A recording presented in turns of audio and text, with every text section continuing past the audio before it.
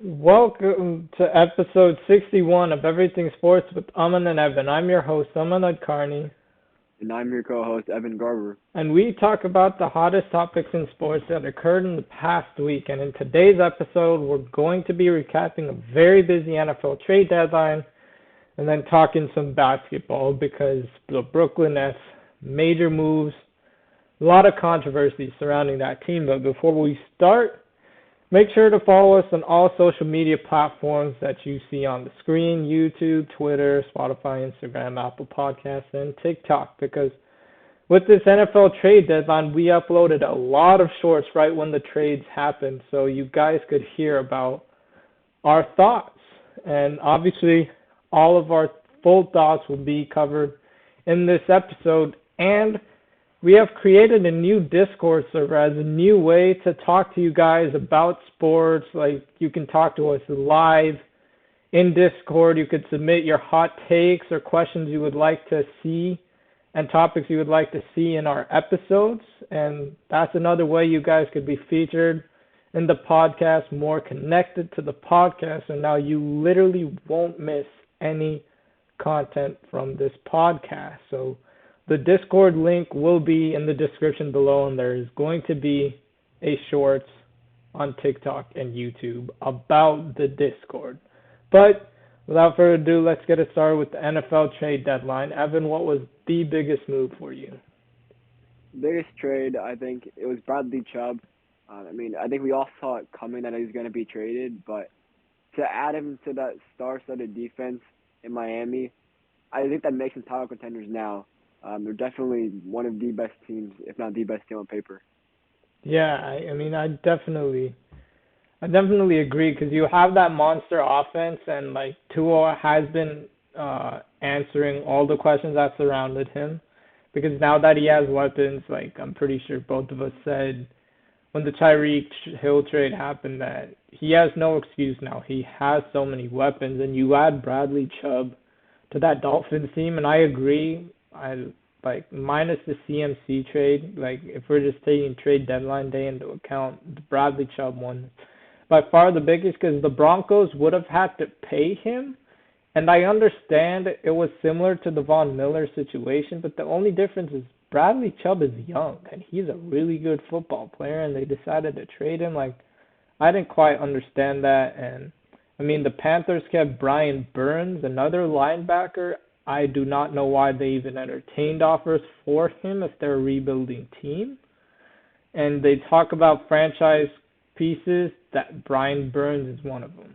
So, like, I mean, I guess DJ Moore is one of them. Like, I mean, that they need to change the unsportsmanlike conduct policies because I don't know how else you're supposed to celebrate a touchdown like that against the Falcons. I don't know what else you're supposed to do when you catch a Hail Mary touchdown like that, but it's not trade deadline news. But as for the Broncos, I mean, obviously no one expected their season to be like how it is now, and it's really eye-opening because Geno Smith statistically is one of the best quarterbacks in the NFL this season.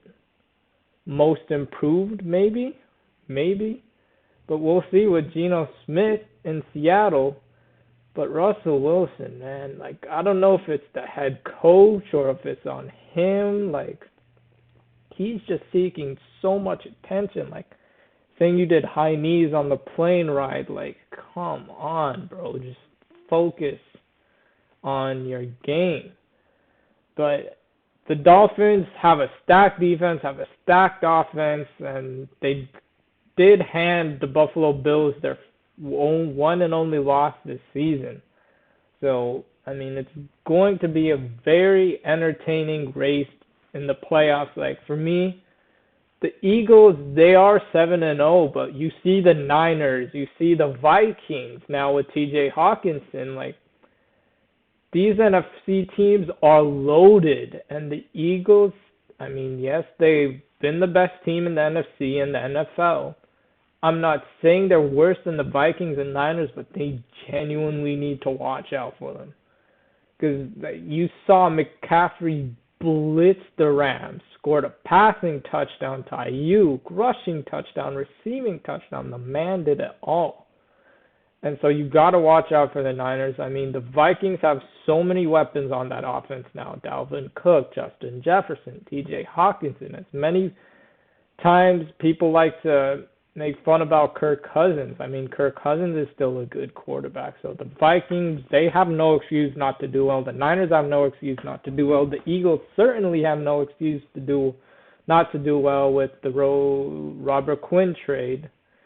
And I mean, the NFC is wide open. I feel like it's between the Bills, Chiefs, and Dolphins and the AFC. But like, this Bradley Chubb trade adds so much to their defense and their chances to do well. Because like, similar to the Vikings and Niners, like without looking at their schedule, I think Miami might only get like 1 or 2 losses the rest of the season. Like the Vikings may drop a few games. Like I think the Niners and Dolphins especially, they are only going to lose 1 or 2 more games the rest of the season. I wouldn't be surprised. Because when Deebo Samuel's on the Niners offense, you simply cannot guard that. You simply cannot guard that.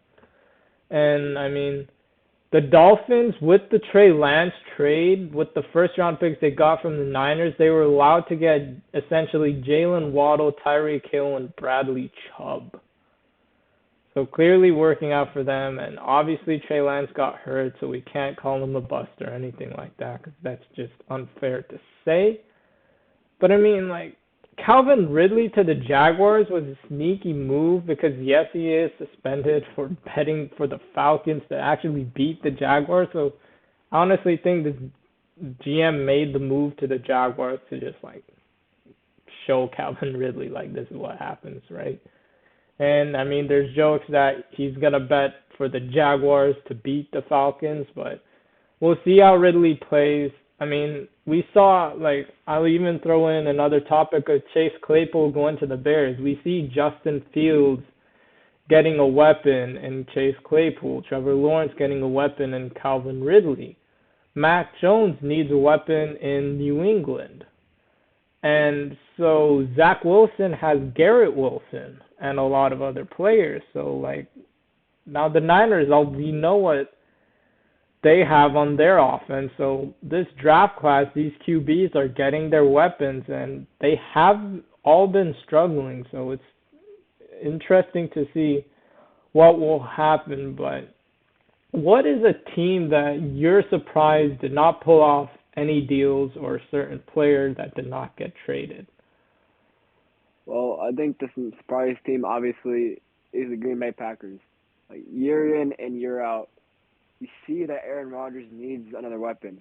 He's been requesting one for so long. Every single year, he's always wants a new weapon. And this year, yet again, when you have guys like Brandon Cooks, like Chase Claypool got traded, you have so many guys out there that are on the trade market, but you still don't pull the trigger despite having one of the best quarterbacks in the NFL right now.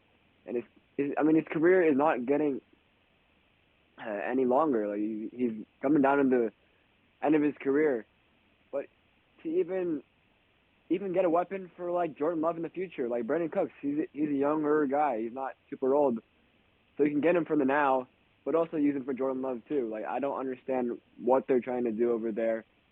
They clearly can contend if they get some weapons for him, but they're not doing that right now. I don't think it doesn't seem like they want to contend at all, honestly.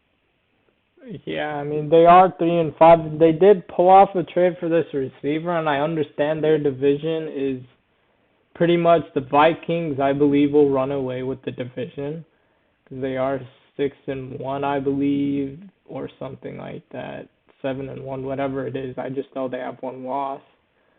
Not sure who the loss was against, but I'm pretty sure it's the Packers who beat them, if I'm not mistaken, or something like that. I think, bro, I forget, but I mean, the Vikings do have one loss, and it was reported that they offered a second-round pick for Chase Claypool, just like the Bears, and the Steelers just went for the Bears because they felt the second-round pick would be higher. I mean, that's fine, but like, when you have a chance to get a guy like Brandon Cooks, you didn't want to trade a middle round pick. Like, to your point, Aaron Rodgers is not going to get any younger.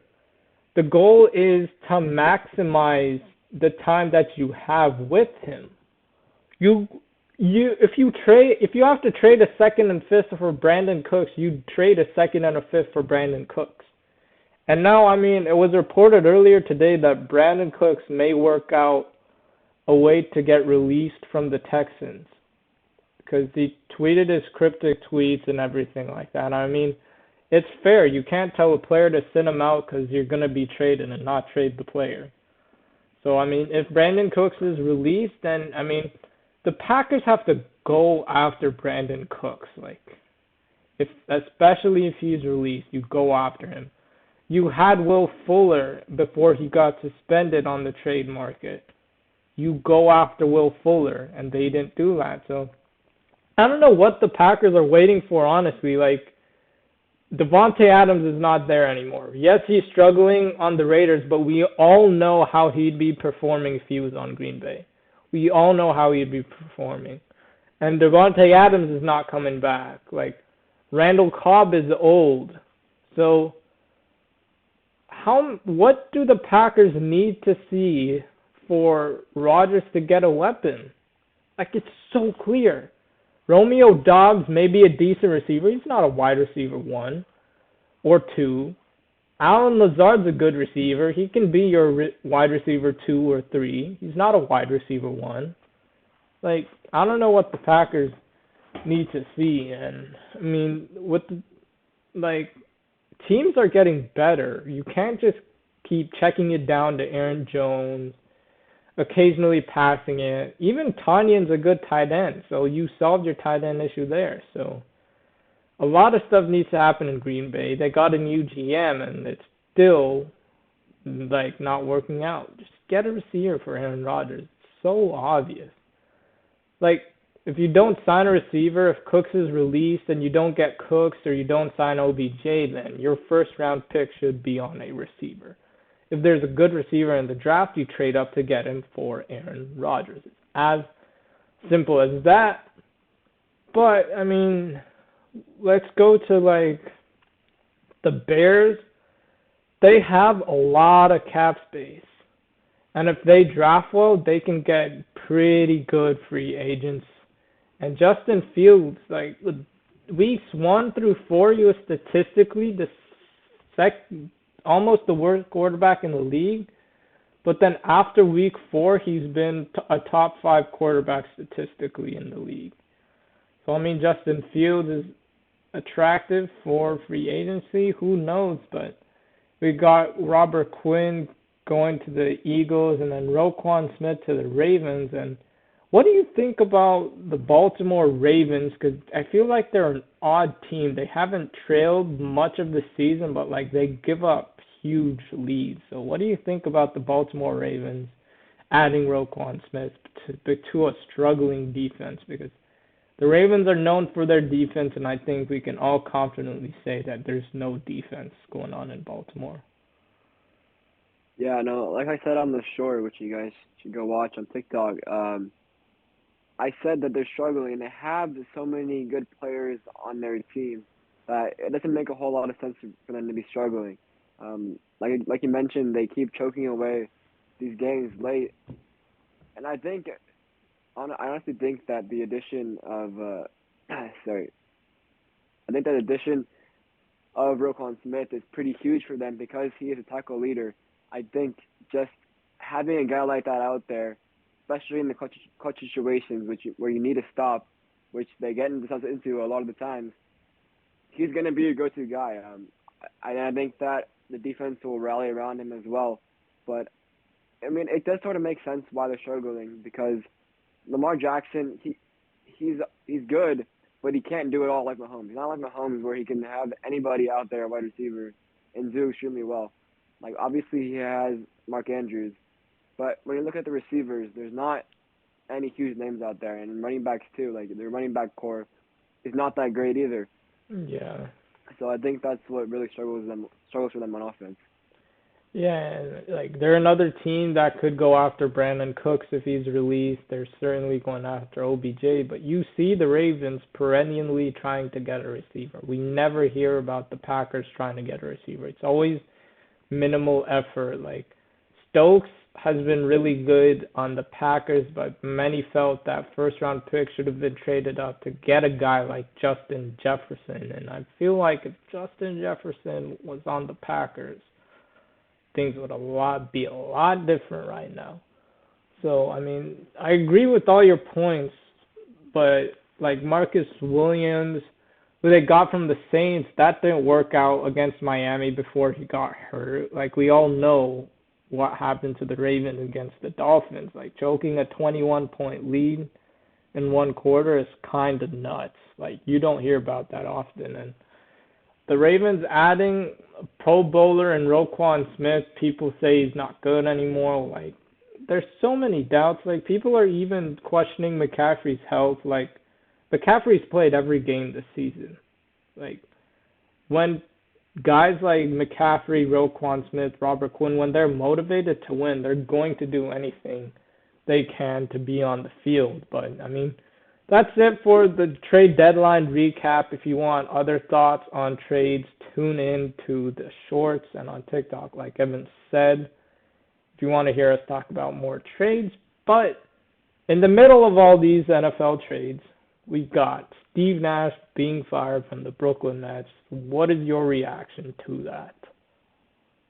Well, at first I was honestly shocked, but like when I sat down to think about it, I realized it honestly wasn't really shocking at all. I mean, obviously we know that their record is pretty poor. They're 2-5 the season, and you know, obviously we had that whole Katie situation in the off season where he was like, "Oh, either trade me or fire Steve Nash," but neither of those ended up happening.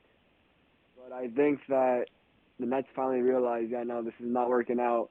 We need to get rid of Steve Nash. But I think it's interesting that they're going to hire Ime Udoka. I mean, you already have so much drama. Why would you want to add even more drama to that team, honestly? I agree, and I mean, you said 2-5. The Nets are 2-6. Like Okay. I just pulled up the standing on my phone. Nah, it's fine. Like 2-6, they're. I mean, like to be fair, the Warriors are 3-5. So you got these teams just struggling, right? Yeah, the Warriors are 3-5. The Lakers are 1-5. There's a lot of like again, people like to overreact, and like we'll talk about like teams struggling in a second here, but like the Bucks and Cavaliers are doing well. They're certainly going to be a top team in the NBA. But like teams like the Jazz aren't, they're just not going to be there. It's an 82 game season, and like people I know, like as fans, they get annoyed when their teams aren't performing, and like it's still early in the season, so everyone has to calm down about that. But like it's similar to the Frank Vogel situation with the Lakers. He was scapegoated. Russell Westbrook's being scapegoated. Yes, Westbrook may have fallen off. Like he may have, but he's not the only problem on the Lakers. The Lakers need shooters, like they generally do. And Evan, do you want to tell the viewers what you said before we started recording? Because I mean, it's a very interesting point. You know, I was just thinking earlier that what if the Lakers honestly blew things up? I think it actually could be beneficial for them considering they don't have many draft picks for a while. Yeah, and like honestly, it's gonna be weird to see LeBron mentioned in a trade, Anthony Davis mentioned in a trade. Westbrook certainly should be traded. Like just pull the trigger, Westbrook, and I mean, just exhaust your picks to get Buddy Hield and Miles Turner, re-sign them, whatever their contract situation is. Because like at this point, Kyrie is gonna be a Laker. We don't know what's gonna happen with Draymond, so at this point, like it's similar to like the Packers situation where just get a receiver for Rodgers and you're in Super Bowl contention. I'm not saying if you get shooters for the Lakers, they're immediate title contenders, but at this rate, the Lakers might actually miss the play-in. they might not even make the play-in. And I know I said not to overreact, but I mean, everyone can tell their shooting needs to get better. If you're relying on Patrick Beverley to make a three, that's how you know your team has no shooting. I'm not saying Beverley can't shoot, it's just he's more known for defending. Like, the Lakers' defense is one of the best in the league, actually.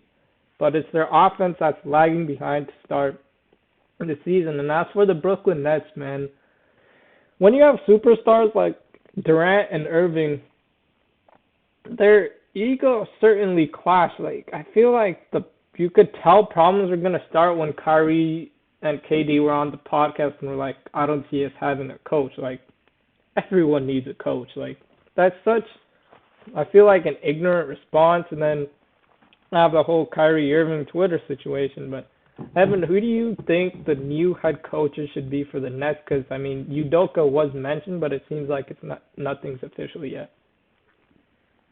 Honestly, I'm not really sure, but I just think that they should honestly stop with this whole like former player situation. I don't think any of the former players that are willing to be coaches right now, I don't think any of them are that well fit at the moment. Honestly, I think you just gotta get some guy with a good experience. Like, I feel like even a Mark Jackson might be decent, but I'm not sure if he wants to be a coach anymore at this point. Yeah, I think like he was on an interview with Shannon Sharp on his podcast, and like Mark Jackson, people are like, that ship sailed. Like, has it really? Like, people forget, like, Steve Kerr may have sort of like taken the dynasty to a whole new level. Mark Jackson recognized the potential in Stephen Curry and Klay Thompson. Don't forget people's reaction to Monte Ellis being traded. Like, if that was Stephen Curry, imagine how different the NBA would have been. Mark Jackson said that they're the best shooting backcourt. They're the best backcourt in NBA history before they started to explode.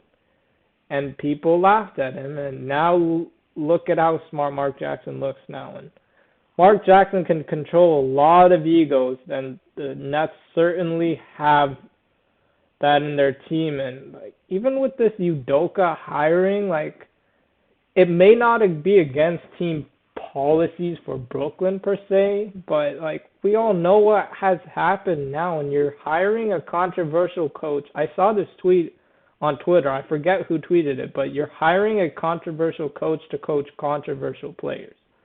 Like, we saw what happened with Kyrie. Like, we know Kevin Durant, and now you're hiring Udoka. I don't know how that's going to work. Like, Mark Jackson, like, he will be the clear leader on that team. Quinn Snyder is certainly someone who knows how to control ego. So I feel like Quinn Snyder and Mark Jackson would be better for Udoka, because it's just, you don't, like, the Nets are in headlines, it almost seems, every week for the wrong reasons, it seems like. So, I mean, we'll see what happens with the Brooklyn Nets now, and it's not a knock on Steve Nash. Like, Steve Kerr was a first-time head coach when he got the Warriors job, and I feel like when he got hired in the 2014 offseason, the expectations weren't championship for the Warriors. You're putting an inexperienced coach in a championship situation, and I feel like that's where the Nets failed. Because Steve Kerr was an inexperienced coach, but he was going to coach an up-and-coming team. And then the chemistry followed along. Steve Kerr was a clear leader on that team. Chemistry followed along, and now we know who the Warriors are, obviously. But let's see. I feel like Mark Jackson, so many people still doubt him, but I feel like he's going to submerge those egos, and chemistry will follow in Brooklyn if Mark Jackson. I've always felt like even if people have no faith in Mark Jackson, when he left the Warriors, I certainly believe that he should have had at least one head coaching job by now. Seriously, but I mean, the Brooklyn Nets, he might not walk into that situation, which is understandable, but he is the perfect coach to submerge all those egos, tell them what's at stake. They are a championship team, and Mark Jackson will show that to their players, they'll recognize that, and I feel like they'll buy into Mark Jackson's system. And so, like, what do you think the Nets should do from here? Because it's not looking good right now. Honestly, I just think it's going to take time at this point. I think you got to find the right coach, which, like you said, Mark Jackson seems like a perfect fit. And I think that things can honestly gel together. I mean, they have enough talent on that team to be very good. I think the pieces on paper, they fit well together. It's just a matter if they can put it together on the court, which has been an issue so far. But I think when you do put it together on the court, and once Ben Simmons is back to his normal form, which he hasn't looked so far this season, I think things will actually be really, really good for them. I agree, and I mean that will end episode 61 of Everything Sports with Aman and Evan. Make sure you tune in to our shorts so you still don't miss any of our content. Don't forget about joining the Discord. Again, a shorts will be put out about the Discord server. But thanks for tuning in to this week's episode.